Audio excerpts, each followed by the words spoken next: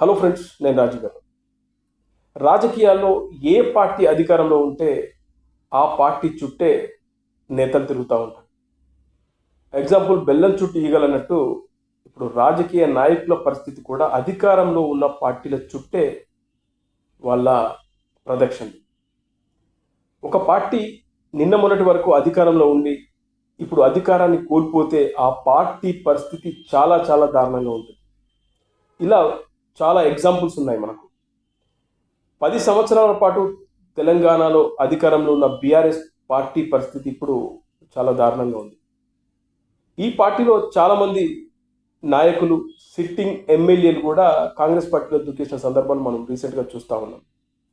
గతంలో కాంగ్రెస్ పార్టీ అధికారం కోల్పోయిన తర్వాత బీఆర్ఎస్లోకి దూకడం, అలాగే తెలుగుదేశం పార్టీ అధికారం కోల్పోయిన తర్వాత వైఎస్ఆర్సీపీలో దూకడం, ఇది సర్వసాధారణంగా మారిపోయాయి. ఇక సిట్టింగ్ ఎమ్మెల్యేలు చెప్పేది మరీ దారుణంగా ఉంటుంది. అధికారంలో ఉన్న పార్టీలోకి వెళ్తేనే మా కాన్స్టిట్యున్సీని మేము అభివృద్ధి చేసుకోవచ్చు, మాకు నిధులు వస్తాయి అనే ఒక సాకు చెప్పి గెలిచిన పార్టీ నుంచి, అంటే ఈ పార్టీ ప్రతిపక్షంలో ఉంది కాబట్టి మేము అధికారంలో ఉన్న పార్టీలోకి వెళ్ళాలి తప్పదు అని గెలిచిన పార్టీ, అంటే అధికారంలో ఉన్న పార్టీలోకి వెళ్తున్న సందర్భాలు కోకొల్లలు చూస్తూ ఉన్నాం. ఇప్పుడు రీసెంట్గా ఆంధ్రప్రదేశ్లో మళ్ళీ ఇలాంటి పరిస్థితి కనబడబోతుంది. వైఎస్ఆర్సీపీ 11 స్థానాలకు పరిమితమైన తర్వాత వైఎస్ఆర్సీపీలో కీలకంగా వ్యవహరించిన కొంతమంది నాయకులు ఇటు నారా లోకేష్కి, అలాగే చంద్రబాబు నాయుడు గారికి, అలాగే జనసేన అధినేత పవన్ కళ్యాణ్ గారికి టచ్లోకి వెళ్తున్నారు.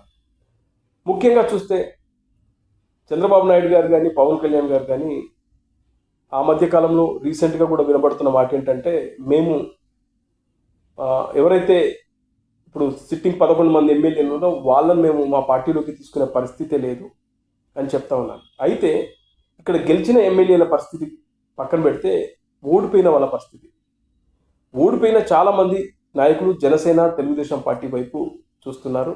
అలా చూస్తే ఇప్పుడు పశ్చిమ గోదావరి జిల్లాకు సంబంధించి, అలాగే తూర్పు గోదావరి జిల్లాకు సంబంధించి కొంతమంది నాయకులు పవన్ కళ్యాణ్ గారికి టచ్లోకి వెళ్ళారు.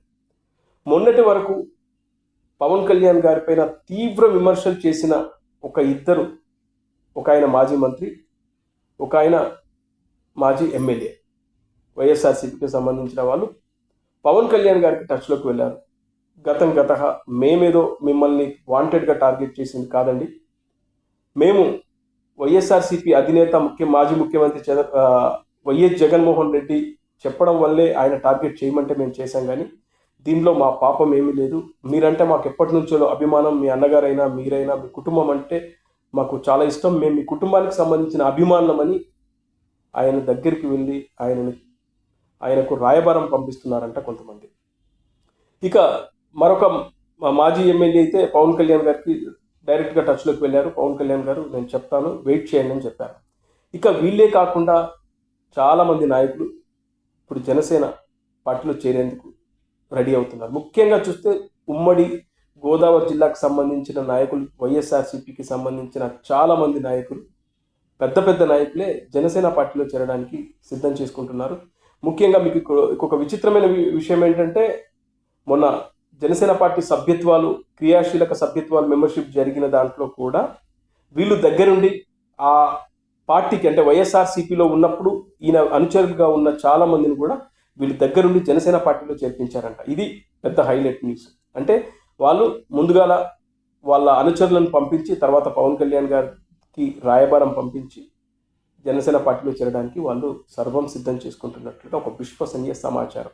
ఇక ఇది పక్కన పెడితే మరో హైలైట్ ఏంటంటే, తూర్పు గోదావరి జిల్లాకు సంబంధించిన 3 నాయకులు మొన్న ఎన్నికల్లో జనసేన పార్టీ తరఫున టికెట్ వస్తుందని ఆశించి, అంటే వాళ్ళు ఆ నియోజకవర్గాలకు ఇన్ఛార్జీలుగా పనిచేసిన వాళ్ళు, ఆ తర్వాత ఇది తెలుగుదేశం ఖాతాలోకి వెళ్తుందని తెలిసి ఆ తర్వాత వైఎస్ఆర్సీపీలో చేరి ఒక ఇద్దరు, ఇంకా ఏ పార్టీలో చేరకుండా అలాగ స్తబ్దుగా ఉన్న ఒక ఆయన మళ్ళీ పవన్ కళ్యాణ్ గారికి టచ్లోకి వెళ్తున్నారంట. పార్టీకి అలాగే పవన్ కళ్యాణ్ గారికి చాలా దగ్గరైన వ్యక్తుల ద్వారా సందేశాన్ని అయితే పంపించారు. పవన్ కళ్యాణ్ గారు పర్లేదు, వాళ్ళేం జనసేన పార్టీని బయట ఎక్కడ తిట్టలేదు కదా, నన్ను కూడా ఎలాంటి విమర్శలు చేయలేదు కదా, మన మనుషులే కదా, సరే నేను సమయం చూసి చెప్తాను, వెయిట్ చేయమండి అని పవన్ కళ్యాణ్ గారు కూడా చెప్పారంటే పరిస్థితి. అంటే వాళ్ళ జనసేన పార్టీ చాలా పెద్ద ఎత్తున ఒక ఆంధ్రప్రదేశ్లో తెలుగుదేశం తర్వాత జనసేన పార్టీ ఆ తర్వాత వైఎస్ఆర్సీపీ అనే పరిస్థితికి రాబోతుంది రాబోయే రోజుల్లో. అలా ఇప్పుడు చూస్తే విశాఖపట్నం విషయానికి వస్తే మొన్న ఒక 5 మందో 6 మందో కార్పొరేటర్లు వైఎస్ఆర్సీపీకి సంబంధించిన కార్పొరేటర్లు కూడా జనసేన పార్టీలో చేరారు. ఇలా చూస్తే ఆంధ్రప్రదేశ్ మొత్తంగా చాలా నియోజకవర్గాల్లో జనసేన పార్టీకి సంబంధించి చాలామంది నాయకులు వైఎస్ఆర్సీపీలో ఉన్నవాళ్ళు పెద్ద పెద్ద తలకాయలు జనసేన పార్టీలో చేరడానికి సిద్ధమవుతున్నారు. ఇక మరొక విషయం ఏంటంటే జనసేన పార్టీ క్రియాశీలక సభ్యత్వాలు ఆ మెంబర్షిప్ కూడా ఒక పెద్ద సంచలనం. దాదాపు 14 లక్షల మంది జనసేన పార్టీలో కొత్తగా చేరారంటే మీరు అర్థం చేసుకోండి. జనసేన పార్టీ చాలా చాలా బలంగా తయారవబోతుంది రాబోయే ఎన్నికలకు.